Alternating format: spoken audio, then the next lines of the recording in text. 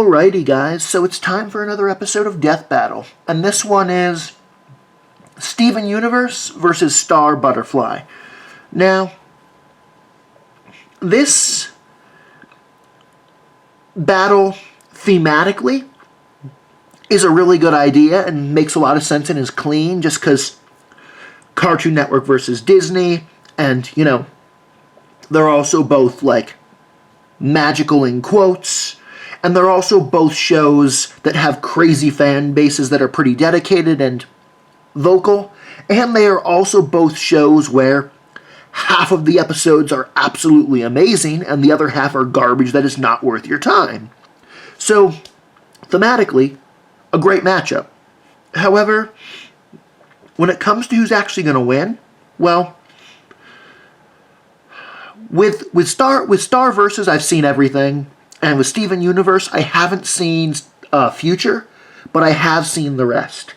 And I think that Star is going to win. I think Star should win this fight for a couple reasons. One is the fact that Steven is primarily a defense unit, whereas Star is more so an attacker. Which means that for Steven to win this, just his defense would have to be significantly higher than her attack, and I just don't think it is. It's maybe a little higher, but not.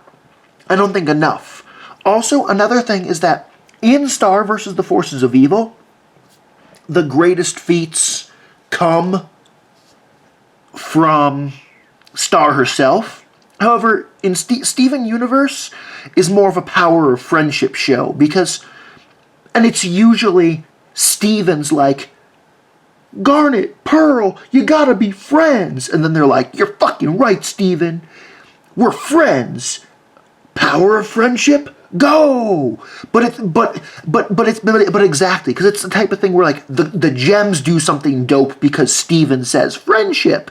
And therefore, even though Steven is the protagonist, he's not the most powerful character in the show at all. Like it's literal because like, yeah, exactly. Like he really is largely the moral support, and I don't know. Like I feel like that having Star versus Steven is actually kind of similar to if you were to have like Yugimoto / the Pharaoh literally go up against Taya. Because, like, yeah, sure, her friendship species do save the day, but when it comes to her actual skill at the card game, she can't hold a candle to him. So yeah, I think that Star is going to stomp in this matchup, and those are my reasons why. This intro's been a little longer than I like, so let's just dive into the episode and see what they have for us. Steven Universe, a superpowered half-human, half-gem teenager. And Star Butterfly, wild child princess from another dimension. They both struggle with their responsibilities to save the world, but when pitted against each other, whose heroics will triumph? He's Wiz and I'm Boomstick. And it's our job to analyze their weapons, armor, and skills to find out who would win a death battle. Death battle, The 10 Diamond years. Authority was an alien superpower set on conquering the universe for their own. Yeah. They're literally diamonds, like shiny And alien rock. the fact that they are literally rocks is more important than the fact that they are technically aliens. Including pearls, amethysts, and others to prepare planets for destruction by the Authority. These armies were trusted to obey. But they had an enemy rock person, Rose Quartz. She'd been living on Earth and really liked the place, so she was leading her own group of gems in rebellion, the Crystal Gems. To which the 3 diamonds of the Authority responded by trying to destroy every gem left on Earth. That sounds like overkill. Not really. Light, every gem was corrupted or destroyed, except for Rose and her closest gems, a garnet and pearl. She'd managed to defend them all with her shield. Given the light emanating from this attack and its distance, we can estimate it to be over 843 million tenajoules per second of energy. Joules? More like jewels, am I right? Yeah. That's what I said? No, like with No. the W. Never mind. Well, now with the diamonds rebuffed, Rose Jewels, the energy source, and jewels, like, even as in metahumans jewelry. Got along with Greg Universe. What a badass. I wish my last name was Universe. They got along so well. I mean, that nothing one is thing stopping led you to from another, changing it. And, whoops! Rose had to give up her body so their son could be born. True to his heritage, Steven has many gem-related powers. Since when Rose gave up her body to create him, she effectively gave him all of her power as well. Yeah, But it's basically. her own gem.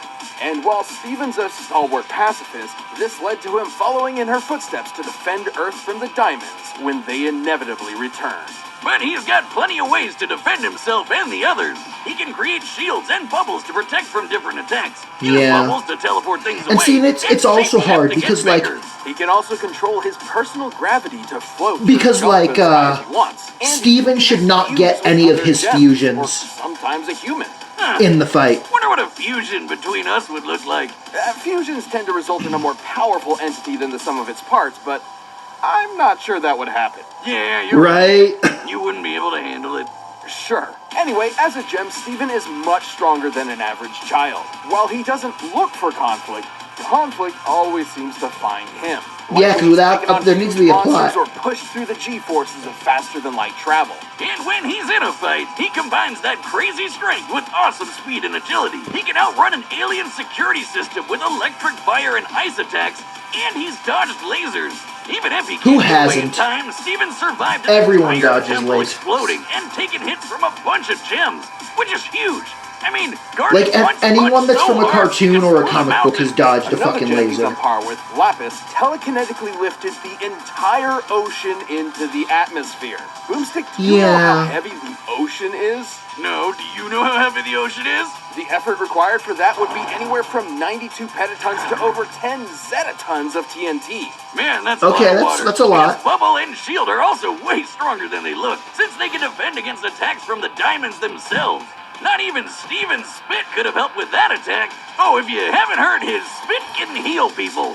For, His yeah. saliva can even give plants like fruit humanoid form. Because why the Finding out fuck seeds not? From a watermelon has gotten Steven in quite a bind before. That's not gonna pop up and attack me, is it?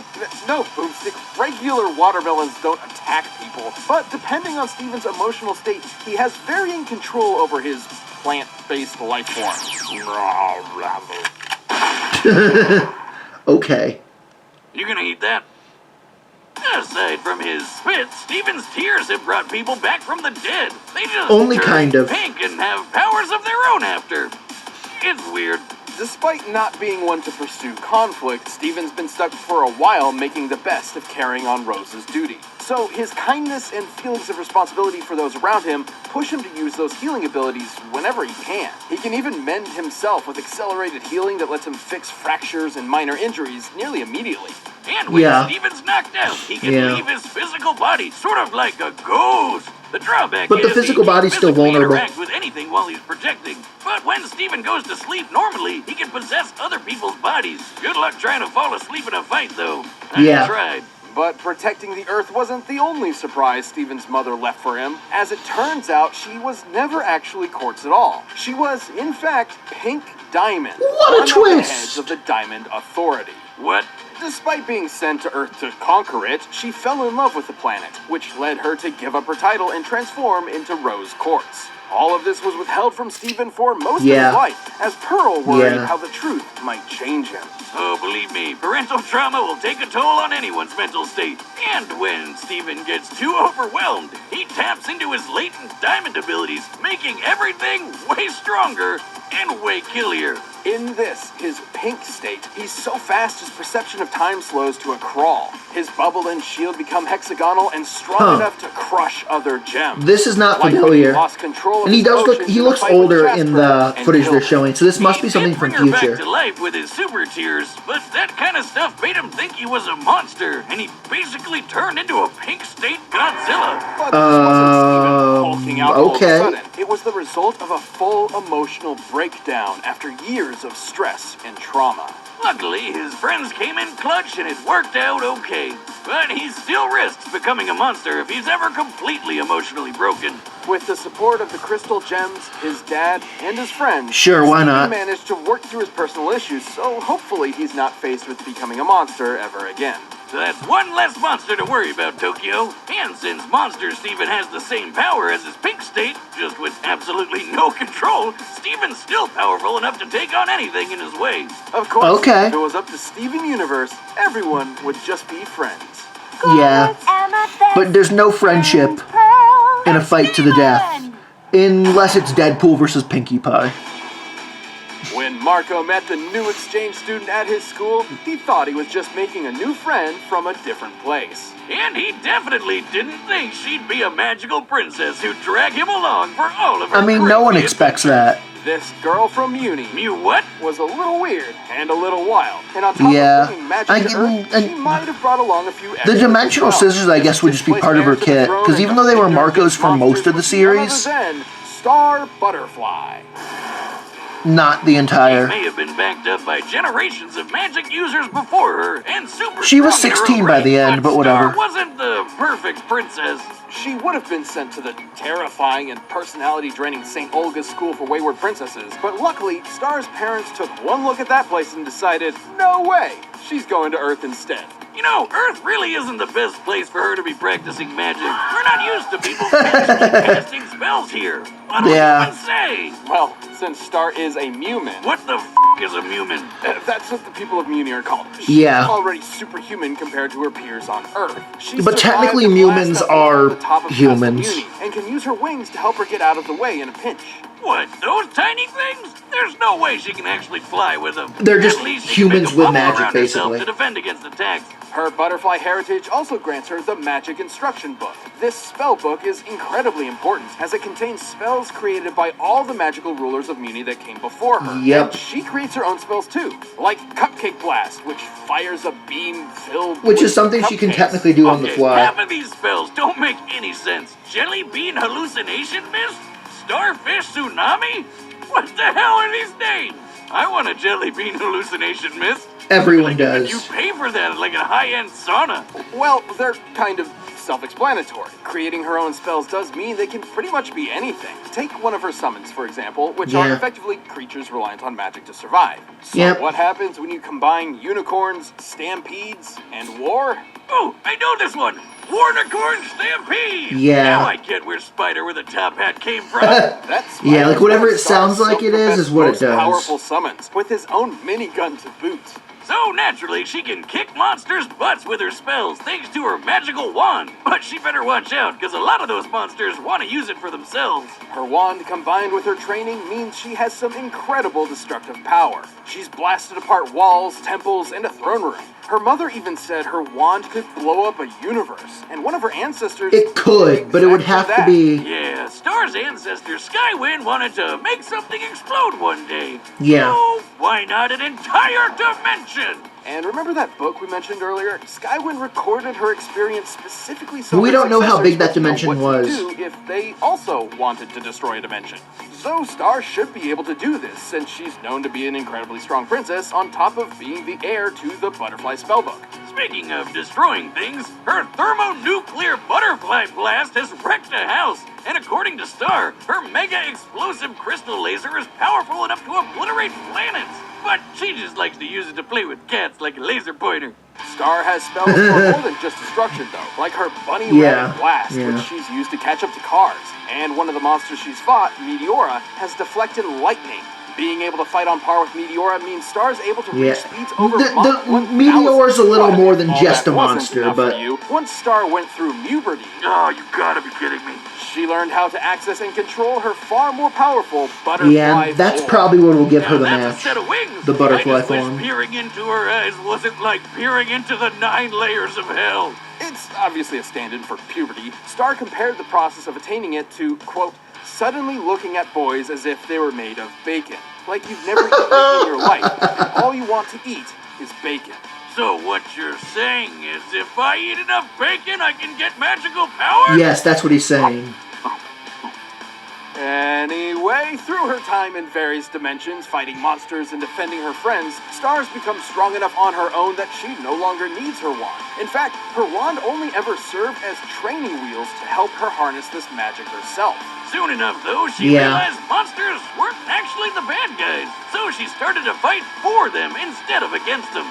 This wasn't a popular decision with humans, but Star knew it was the right choice and followed through. Unfortunately, the fighting continued, and Star realized in order to truly quell the conflict, she needed to fight magic itself.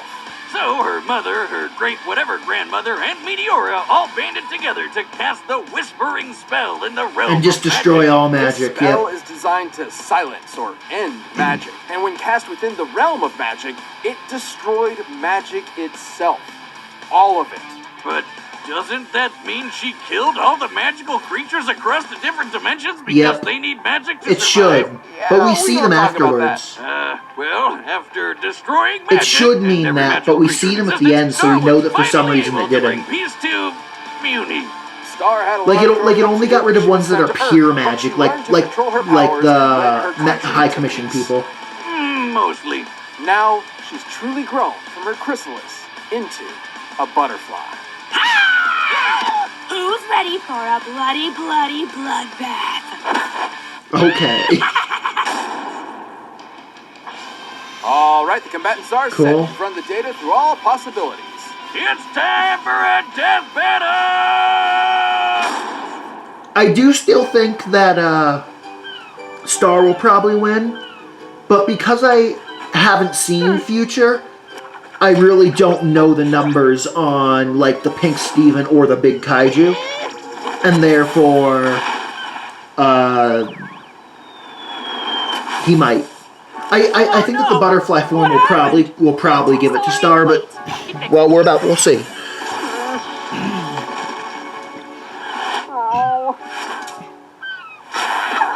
Okay, I think I have a better idea.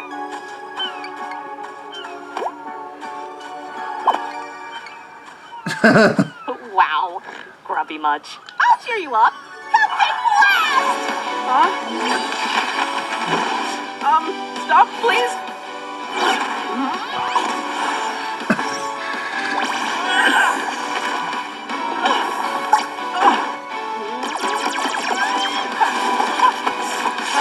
Pew pew What did pew. sandcastles ever do to you? They existed. I hate them because everyone on the beach was better at making them than me, and therefore they must all be destroyed. It's all right. Take your time. Check this out.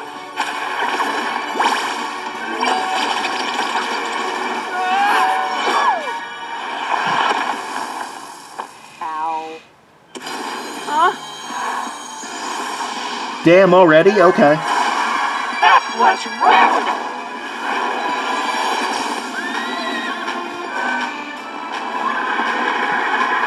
What's wrong with you? Just leave me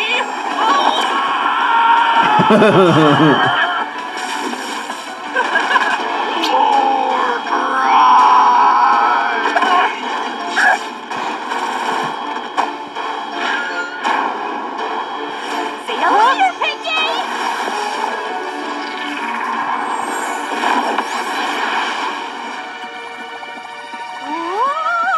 Yeah.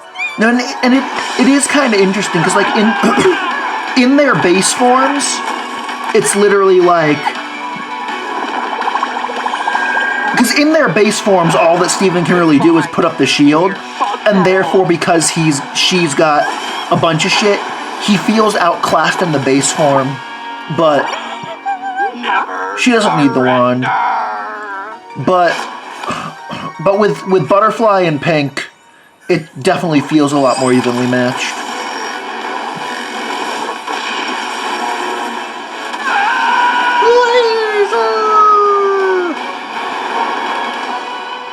Yeah, she got him. GG. Oh my gosh. I won! KO!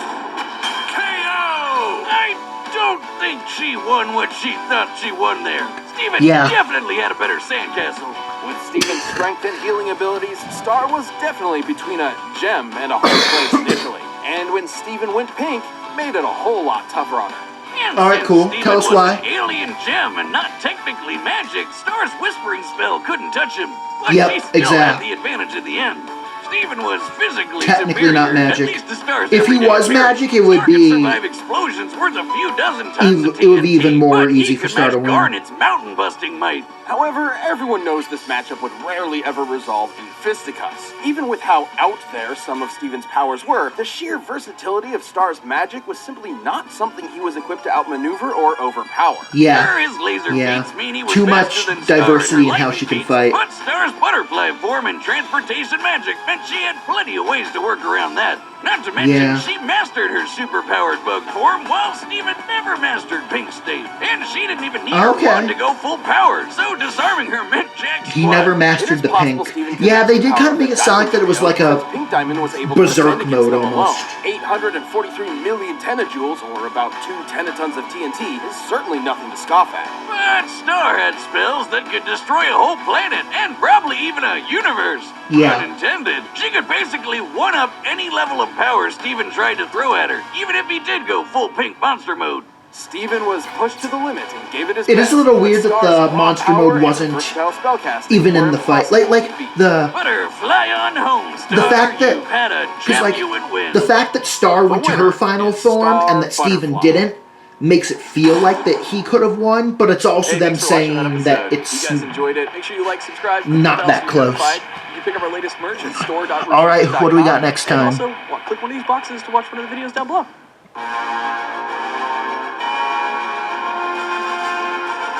Okay, Link and Cloud rematch.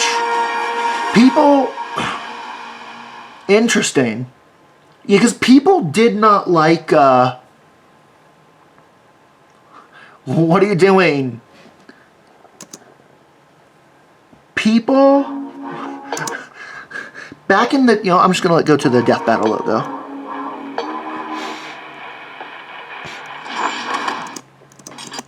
I know that way back in the day, when they had the death battle between Link and Cloud, I know that Link versus Cloud is a death battle that was pretty controversial and that people did not like.